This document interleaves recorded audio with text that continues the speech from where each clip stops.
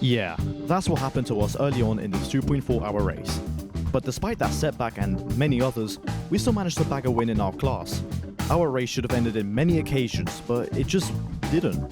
And to know what I'm talking about, we need to go back all the way to quali. So quali begins, and I'm giving the car to my teammate, Thomas. He had more laps than I had at that point, and I trusted him with the car.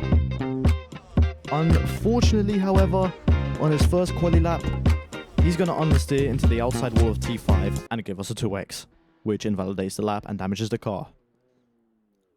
It's really not what we needed, but it's not an issue. We can just go again. We have a second lap for a reason, so there is no need to worry. I know that Thomas will know to take it easy after that.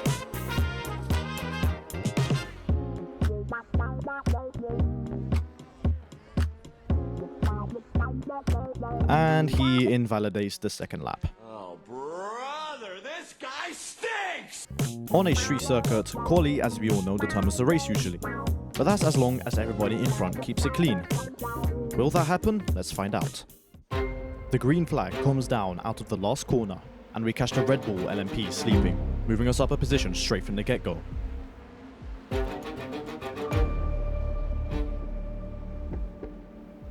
Then immediately after, Thomas swings it around the outside of another LMP in T2 and gets us up another position. The guys in front are close to each other, and with a good run out of T3, Thomas has overlap on the car ahead, and he just takes himself out. So no thrilling race, but we have a position, I guess. Thomas did hold his line, so I mean, you can say what you want to say.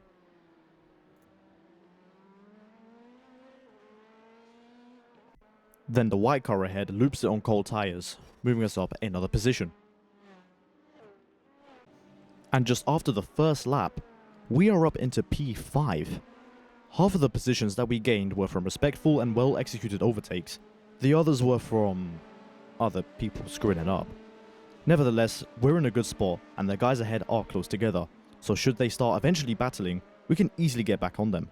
Thomas has good pace and solid consistency, so even without the extra help of battling, I was confident we could catch up to them regardless. The very toasty track temp will reduce most people's confidence to push, and with the extra help of a slow GTP that holds up the pack ahead, we can inch just a tiny bit closer to them. Not much, but it helps. However, a lap later on lap 3, we make our own mistake.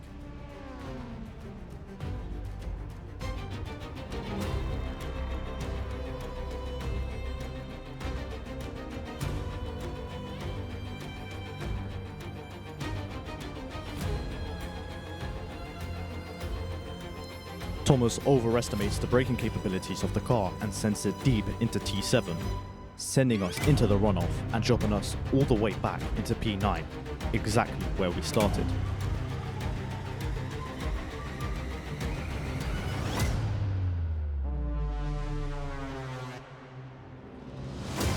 It was a pretty big setback at the time, removing all of the progress we have made overtaking the field. But we knew we couldn't drop our heads too low. We had to keep pushing. It was a long race after all. But only a lap later is where our race should have been over, and I still don't know how it didn't end there.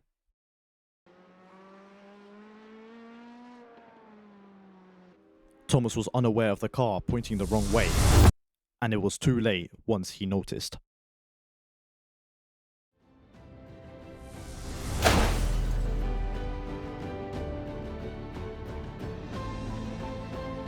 We smack into the front of the car at a weird angle, setting it completely airborne. As the spotter, I should have told Thomas that a car was parked, but I was completely unaware.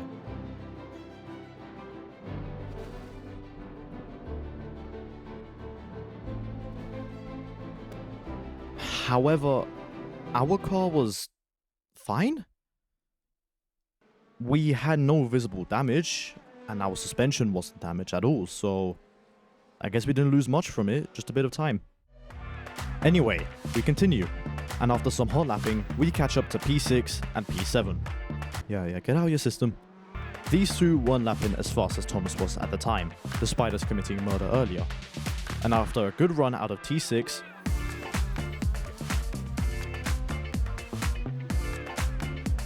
We get alongside the Lotus car, and we brake later than them, moving us up into P7.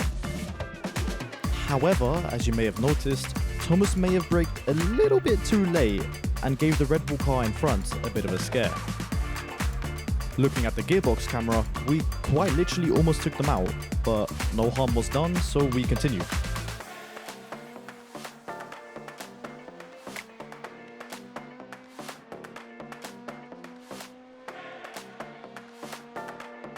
At the start of the next lap, the Red Bull car takes a defensive line into T1, hindering his run on the long straight.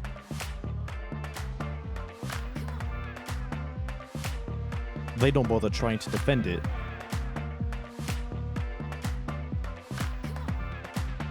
And just like that, we take P6 from them, and we're almost back up to where we were before going deep into T7. On board the Red Bull car, we had a much superior run, so it does make sense why they gave us the position so easily.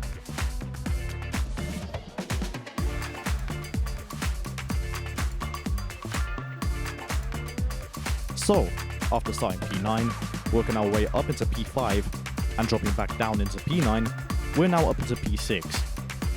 And mind you, this is only lap 7 of an almost 3-hour race, and after such a chaotic 7 laps, we had no idea how the rest of the race could go. But we knew we had good pace relative to the field, so we put our heads down and we continued lapping.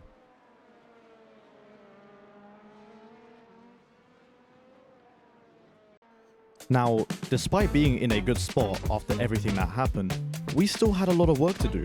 We were here, whilst P5 was all the way up there. But, with this being such an unpredictable race, I should add on that it's also a multi-class race, so GT3 traffic can either help or ruin our situation. Sure enough, we run into the first bit of traffic on lap 12. 2 laps later on lap 14, we come across this Lambo, who Thomas makes small contact with out of T2.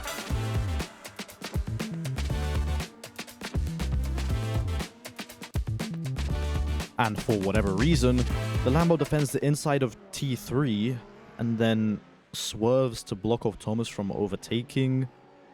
Then we door bang him in T4.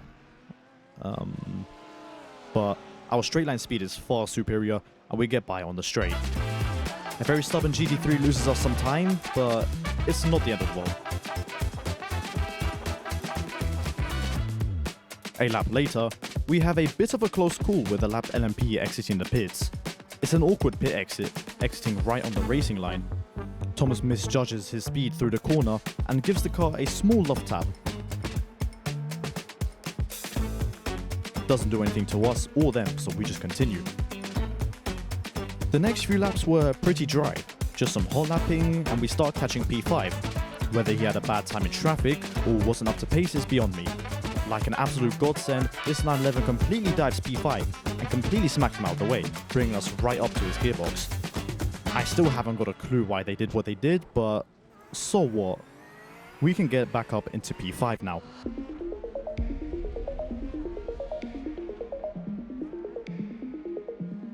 P5 gets held up once again on the penultimate corner. And starting the next lap, we are right within striking distance. Thomas decides to stay patient and... okay, so he's blinking. Oh, he's back. Unfortunately, Thomas doesn't get the best of runs and he keeps on blinking. Right, yeah, okay. So the battle for P5 is ramping up now. Thomas gets a good run out of T6. And then into T7, he's gonna slightly overcook it.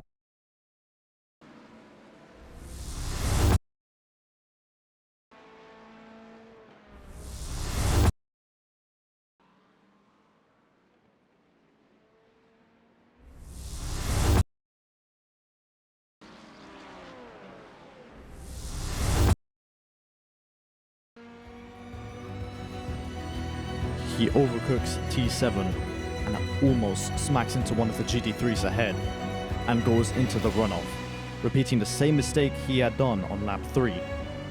But this time we're gonna lose a lot more. Our fight for P5 is gone now, and we'll lose even more time as we wait for all the cars to go by before safely rejoining.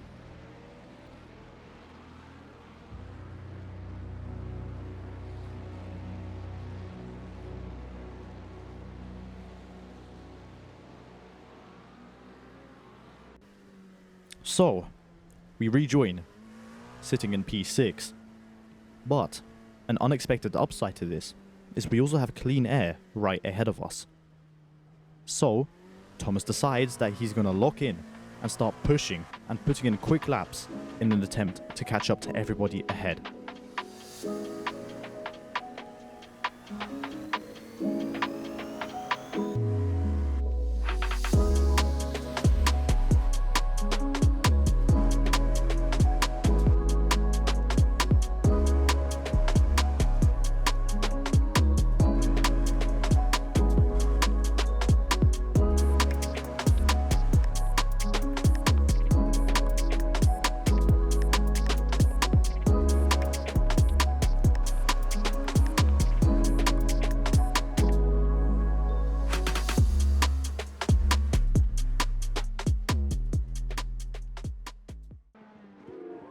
On lap 27, the Red Bull car in P5 falls back into us.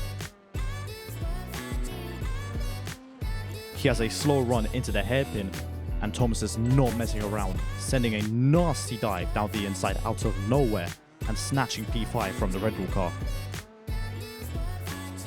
That's not a move you see often. It's not a big braking zone and there's not much time to move over to the inside, but despite that, Thomas found a way. With the help of a tiny bit of a bump, but not that bad, we move.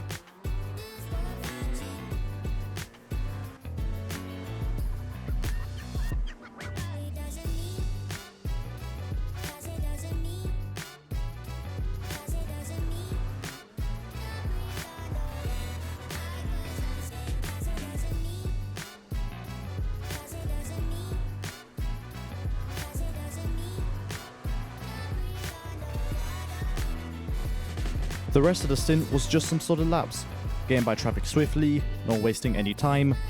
Now that we're back up into P5 after all those setbacks, there is no need to take any unnecessary risks. The gap to P4 is quite big, but guess what? It wouldn't matter anyway, because now it's time for our first scheduled stop. Let's ignore that Porsche.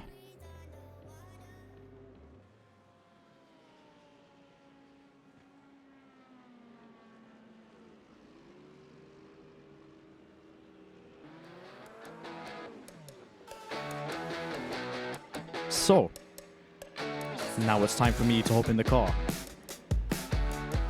I've had about a stint's worth of practice before the race, so I've got a solid idea of what I'm doing in a way. I've driven this track many times in the past in various cars, and I really love it. So it didn't take long for me to settle into my pace. But one thing stood out more than anything. We rejoined in P2. I honestly have no idea what will happen to everybody. Whether everyone had a lot of optional repairs or something, but I mean, we take it, it's good for us.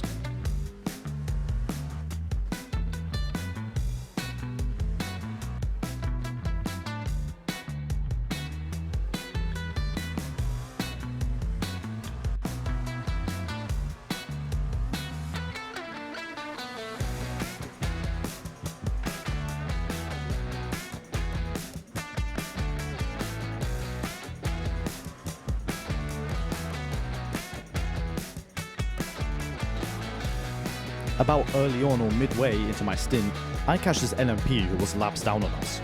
But I decided to stick with him. His pace was fairly similar to mine, and I didn't want to force anything on a narrow track like this.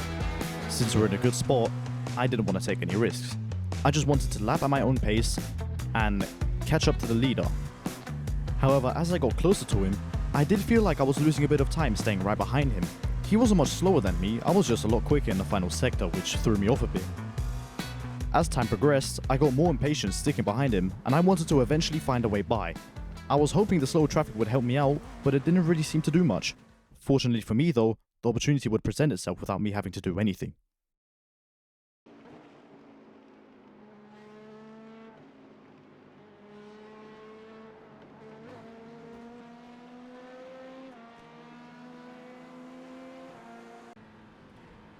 Into T3, the backmarker locked his Riz and caused chaos.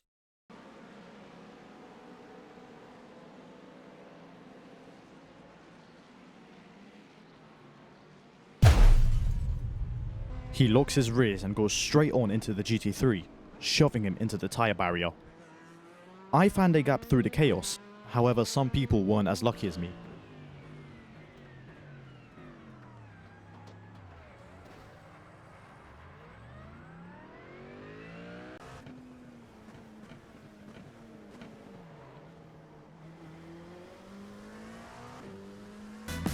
Anyway, thanks to the help from all that chaos, I closed the gap to the leader by a lot, and in the last sector where I seem to be the quickest in, he makes a pretty big mistake. I see the gap open and I take it, officially promoting us into P1, even after all those pretty big setbacks, and also with the help of a seemingly rapid pit stop. So, now that I'm in the lead, I need to bring it back to Thomas in one piece and finish my stint cleanly. But I also need to build a gap to P2, which shouldn't be a problem given that I am lapping considerably faster than them. Up ahead, this lap LMP spins exiting T7 and holds up that Red Bull LMP we are very familiar with.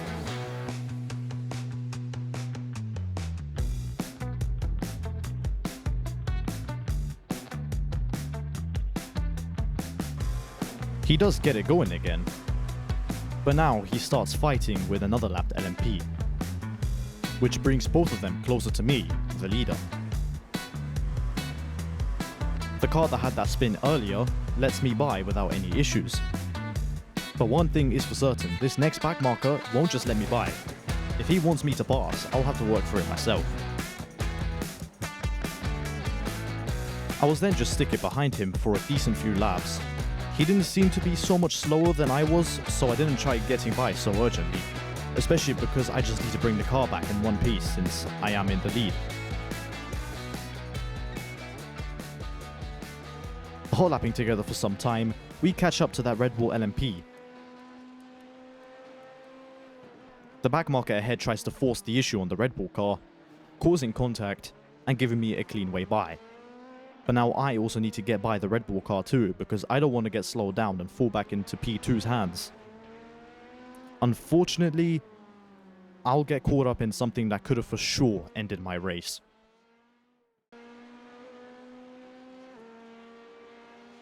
The Red Bull car turns into the corner, thinking he was clear from the GT3, and spins himself out, right in front of me.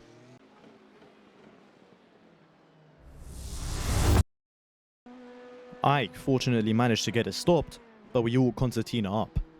I saw the Red Bull car was slow and tried going round the outside, but I drive on the marbles and understeer into the wall. The guy behind has nowhere to go and rear ends me. I don't get the car going quick enough, and he does get by again.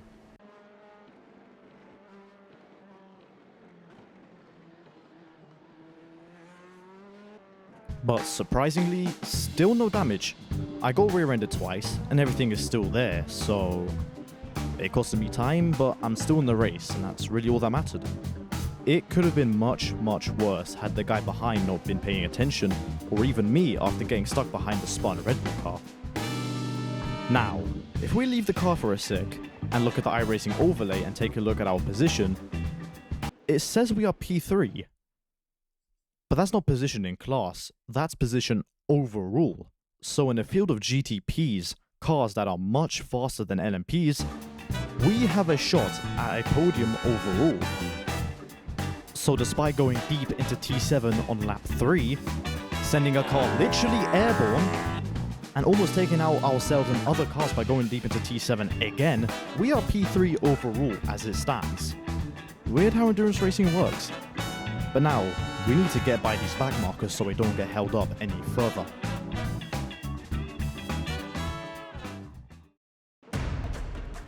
I get a mega run mid-corner and almost hit the car ahead. The Red Bull car lets everybody by to not get caught up on whatever this is. A GTP goes by the guy ahead and I try find a way by, but it's no use. Later in the lap, he gets held up by another GTP, and I get alongside, but it's still not enough. I'm piling up the pressure on someone who's not even on the same lap as me. I really don't want to lose any more time than I already have, so I'm trying to get him to make a mistake, or really anything that can let me by.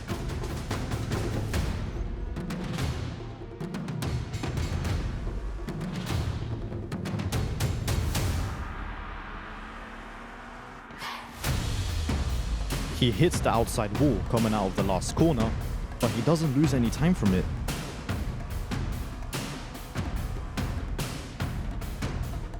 Later on, that purple GTP holds him up in T6. And I try to get the best run I can, but it's just still not enough.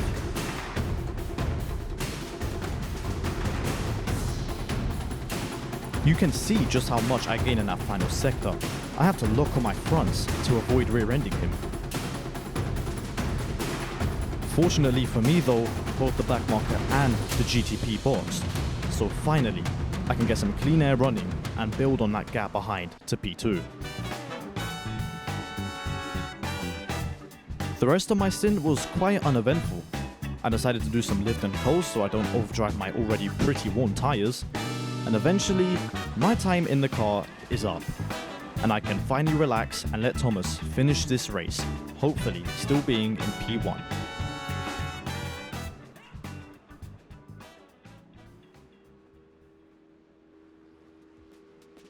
Thomas gets us going for the final stint of the race. And already on his outlap, we get a warning that this stint will be chaotic, as a Ferrari almost reverses back onto the racing line. Unfortunately, Thomas makes a huge mistake that could have costed us a win.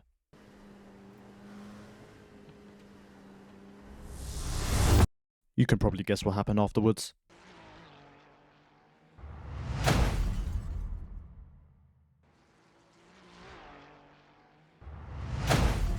He doesn't notice the little kink of the barrier and smacks into it head on at very high speed, then rebounds into the outside wall. It was a really big hit, and I was getting ready to hear that the car is cooked. Somehow, it really wasn't. I don't know how. I think we need to give the guys who built this car a raise because it's literally indestructible. How does it survive this?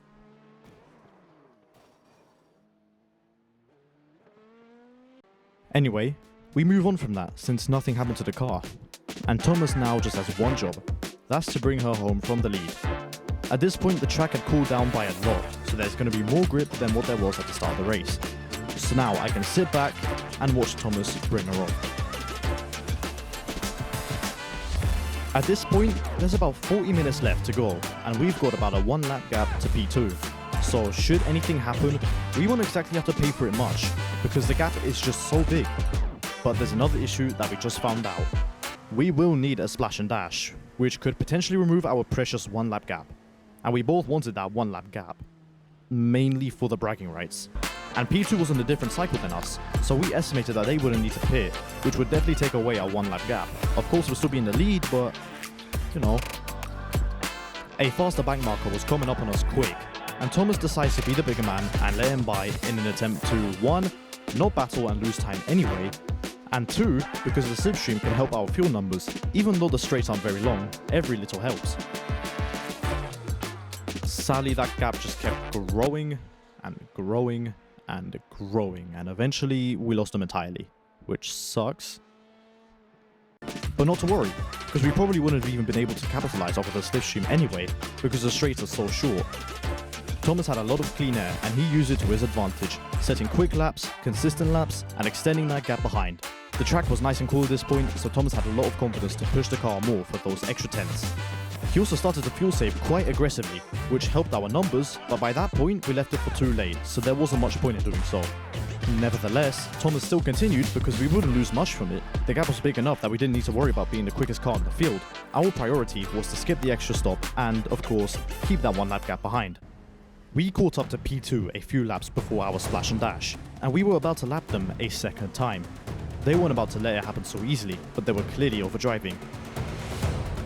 Hitting the outside wall out of the penultimate corner, we are now right on them. With the small help of a GT3, Thomas gets a super exit out of T2 relative to the guy ahead, and gets by easily on the straight, officially lapping them a second time. However, in an attempt to keep the gap as it is, they get a little too confident into T3, and what resulted should have been our race over.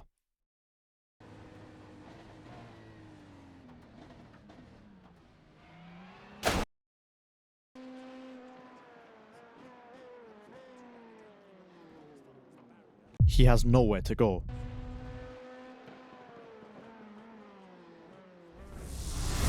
P2 hits the tire barrier.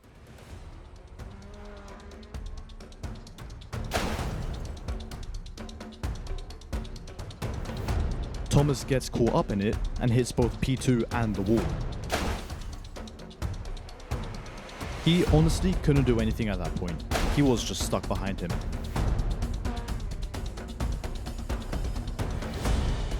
P2 gets a meatball with bad wheel damage. But we get mad?